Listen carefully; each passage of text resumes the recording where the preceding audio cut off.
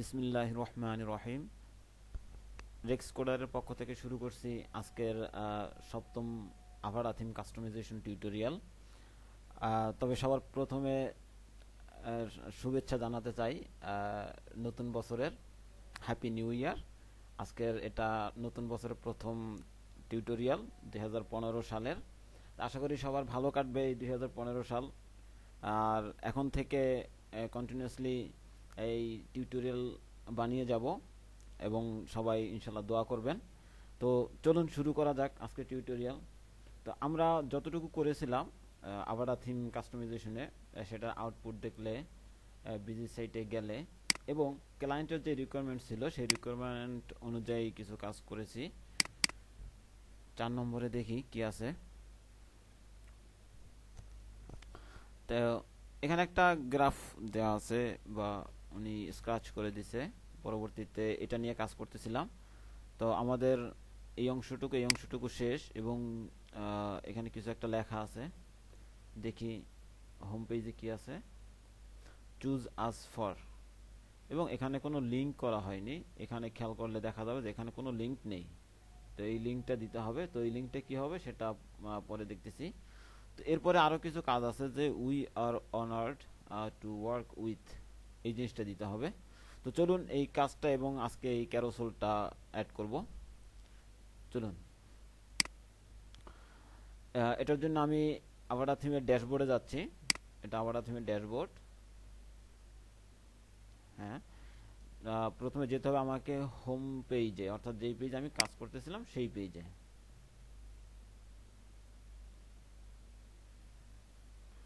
এরপরে home page, edit, এবং scroll করে নিচে যেতে হবে। নিচে গিয়ে এখানে আরেকটা আমাকে রো নেওয়া উচিত ছিল। এটা একটা উইথ, হ্যাঁ ঠিক আছে, ফুল উইথ কন্টেইনার। আমি এর ভিতরে কাজ করব। যদি কোনো কিছু হয় তাহলে মার্জিন প্যাডিং দিয়ে দিব। এটার জন্য বিল্ড এলিমেন্টস আপনারা জানেন। এখন যেহেতু এটা একটা টেক্সট, আমি যদি ইমেজটা দেখি সেক্ষেত্রে দেখো যে এটা একটা টেক্সট। তাই আমি এখানে টেক্সট ব্লক নিব। টেক্সট ব্লক কোথায়? এই যে টেক্সট ব্লক। আমি এখান থেকে টেক্সট ব্লক নিয়ে এই টেক্সট ব্লকটা ড্র্যাগ করে উপরে তুলে দিব। আশা করি আপনারা আভারা থিমের এগুলো এখন কাজ করতে পারবেন। এখানে এডিটে ক্লিক করলে, আর এখানেও ক্লিক করলে, না এখানে হচ্ছে না, মাঝখানে অন্য আরেকটা প্লাগইনে হয়। হ্যাঁ, এখানে আমি আমার প্রয়োজনের যে টেক্সটটা সেটা দিয়ে দিব। এটা হচ্ছে উই আর, আমি দেখি এখানে ওদের দেওয়া টেক্সটে আছে কিনা। আশা করি থাকবে না। এটা কি? আচ্ছা, এটাও না। আচ্ছা, তাহলে লিখেই দিতে হবে।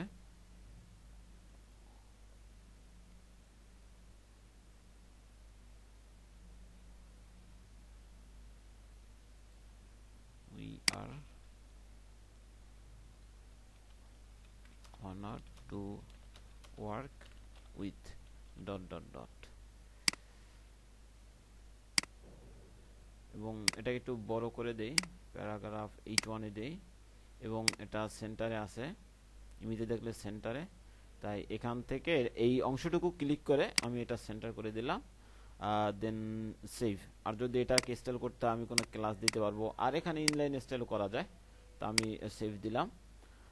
তারপরে আচ্ছা, এটা আউটপুট দেখি। সেটা হচ্ছে প্রিভিউ চেঞ্জেস দিলে এটা একটা আউটপুট চলে আসবে।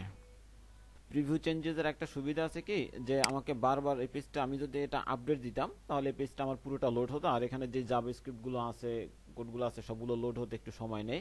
কিন্তু প্রিভিউ চেঞ্জেস দিলে এইটা আর হয় না, কিন্তু আমি আউটপুটটা ঠিকই দেখতে পাই এখান থেকে। এখন এখানে যদি একটু মার্জিন দরকার হয় সেক্ষেত্রে আমি এটাতে যদি ইনলাইন স্টাইল শিটে দিয়ে দেই, সেক্ষেত্রে এটা কাজ করবে। এটা দূরত্ব কতটুকু আছে একটু দেখি। মার্জিন, হ্যাঁ মোটামুটি আছে। আমি এখানে ইন্সপেক্ট এলিমেন্ট করে আমি এটা করে দিতে পারি। এখন এটা দেখলে উপরে যদি পোস্ট কন্টেন্ট লাইন হাইট, আচ্ছা এখানে ফন্ট সাইজ লাইন হাইট, আচ্ছা পোস্ট কন্টেন্ট, আচ্ছা এটাতে যাতে আমি মার্জিন টপ 30 পিক্সেল দেই। ও আচ্ছা, এটাতে না দিই আমি পরে এটাতে দেই মার্জিন টপ 30 পিক্সেল। আর একটু দেই 40 দে মার্জিন টপ।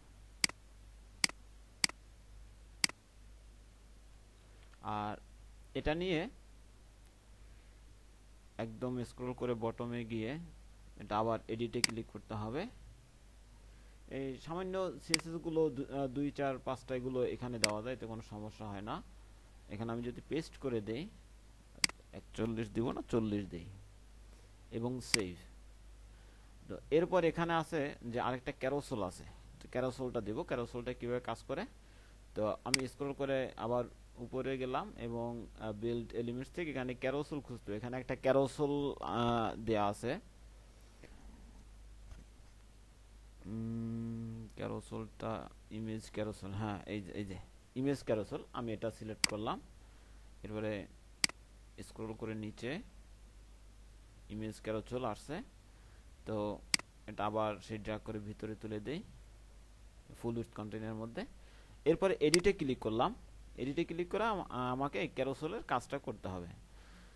তো ক্যারোসেলে আমাকে হিসাব করতে হবে যে এখানে কতগুলো আছে, 1 2 3 4 5, হ্যাঁ সে 5টা চাচ্ছে এখানে। আর এই আইকনগুলো রাউন্ড হবে, আমি সবগুলো করে দিচ্ছি। পিকচার সাইজ ফিক্সড, হ্যাঁ অর্থাৎ সে যাই দেখ না কেন এখানে একটা সাইজ নিয়ে নিবে। Image light box, image light box দরকার নাই, অর্থাৎ ইমেজের উপরে ক্লিক করলে এটা একটা পপ আপ হবে, অর্থাৎ এটা বড় ইমেজ হয়ে দেখা যাবে। আর এটাতে আমি কোনো ক্লাস দিব না, আইডিও দিব না, যদি লাগে সেটা পরে দিব। এরপরে যেহেতু আমি ইমেজ নিব তাই ইমেজ ক্যারোসেল আইটেম অন, এই প্লাস বা এই ইমেজ ক্যারোসেল আইটেম অনে ক্লিক করলে এখানে ইমেজ ওয়েবসাইট লিঙ্ক, অর্থাৎ এই ইমেজটাকে আমি কোন ওয়েবসাইটে, অর্থাৎ এখানে যেটা হবে যে সাধারণত ক্লায়েন্টের নামগুলো দেখে বোঝা যাচ্ছে যে লোগো, আর ক্লায়েন্টের লিঙ্ক দিয়ে দেওয়া যাবে। এখানে আমি সেই ক্লায়েন্টের ওয়েবসাইটের লিঙ্ক দিয়ে দিতে পারবো। লিঙ্ক টার্গেট হচ্ছে এটাকে আমি যখন এই লিঙ্কে ক্লিক করব তখন সরাসরি কি এই লিঙ্ক ওপেন হবে নাকি অন্য এই ট্যাবে ওপেন হবে নাকি অন্য আরেকটা ট্যাবে ওপেন হবে। যেমন ধরুন যে আমি যদি এখানে ক্লিক করি সেক্ষেত্রে আমি চাইলে এই ট্যাবেও খুলতে পারি, আবার এই আরেকটা মানে হ্যাঁ সেম ট্যাবেও খুলতে পারি, অথবা নতুন আরেকটা ট্যাবেও খুলতে পারি। তো এখানে সেটাই বলা হয়েছে যে সেলফ নাকি ব্ল্যাঙ্ক। যদি আমি ব্ল্যাঙ্ক দেই সেক্ষেত্রে অন্য আরেকটা ট্যাবে ওপেন হবে, আর যদি সেলফ দেই তাহলে এই ট্যাবে ওপেন হবে। এরপরে আপলোড দিতে হবে ইমেজগুলো। ইমেজ মিডিয়া লাইব্রেরিতে যদি আপলোড করা থাকে সেক্ষেত্রে ভালো, আর যদি না থাকে আপলোড করে নিতে হবে। এখন চলুন সেই লোগোটা আপলোড করা যাক। আমি এখানে স্যাম্পল হিসেবে একটা নিব, তা আমি ফটোশপ যেটা কেটে নিয়েছি এটা ড্র্যাগ করে নিয়ে যদি আমি ব্রাউজারে এখানে এসে ছেড়ে দিই চলে আসবে, অথবা আমি এখান থেকে আপলোড করেও দিতে পারি। আর এটার সাথে আমি কোনো লিঙ্কিং রাখবো না, তাই মিডিয়া ফাইল নান করে দিব, ফুল সাইজ থাকবে, অ্যালাইনমেন্ট যা আছে তাই থাক, ইনসার্ট ইনটু পেজ। এরপরে ইমেজ অল্টার টেক্সট, এখানে এসইওর জন্য দিয়ে দাও ভালো, তো আমি এখানে কিছুই দিব না। তো পরবর্তীতে আমার আরও একটা দরকার, আমার এখানে আমি 5 থেকে 6টা দিব। তো আবার সেই একই কাজ, আপলোড লোগো, মিডিয়া ফাইল থেকে নান করে দিব, ফুল সাইজ থাকবে, ইনসার্ট। আমার 2টা হলো, আরও কয়েকটা করতে হবে। চলুন এগুলো করা যায়। এখন এখানে আমি অনেকগুলোই লোগো আপলোড করে দিয়েছি, চলুন এখন সেভ। এর কারণ হচ্ছে যে এগুলো যাতে মুভ হয় ডান পাশ থেকে বাম পাশে অথবা বাম পাশ থেকে ডান পাশে, এটা যাতে চলতে পারে। এরপরে যদি আমি প্রিভিউ চেঞ্জেস দেই, এরপরে পেজে স্ক্রল করে নিচে গেলে দেখা যাবে যে আমাদের সেই টেক্সট এবং আমাদের ক্যারোসেলটা চলে আসছে। এখন এটা যদি এরকম ক্লিক করি তাহলে এটা কাজ করবে।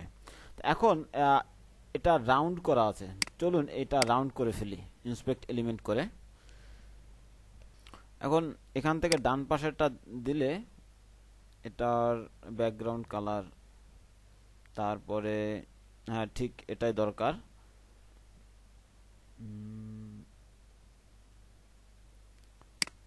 এখানে বর্ডার রেডিয়াস দেওয়া নাই। বর্ডার রেডিয়াস আমি যদি 50 পিক্সেল দেই, হ্যাঁ 50 পিক্সেল দিলে এটা কাজ হয়ে গেল। তো এই অংশটুকু যদি আমি কপি করি এবং আমি এখান থেকে না গিয়ে আমি সি ড্রাইভ থেকেই যাই, আমি এটা আভাডা থিমে আছে, আভাডা থিম, কন্টেন্ট থিমস আভাডা, এবং এখানে যে স্টাইল শিটটা আছে সেই স্টাইল শিটে আমি যাচ্ছি। সাবলাইম টেক্সট এডিটর 3 আমি এটাতে ওপেন করলাম। আর আমি খুব সম্ভবত এখানে তেমন কোনো কাস্টম কোড নেইনি, তাই আচ্ছা আমি এখানেই দেই, অথবা আমি শেষেও দিতে পারি। তবে এই বিশাল ফাইল, এখানে অনেকগুলো সিএসএস দেখতে পারতেছেন। যদি ড্যাশবোর্ড থেকে এডিট করতে যান সেক্ষেত্রে এটা সেভ হতে মোটামুটি ভালো সময় নেবে, বা অনেক সময় সেভ হতেও চাইবে না, কাজ করতে গেলে সমস্যায় পড়তে পারেন। তাই এভাবে করে কাজ করা ভালো।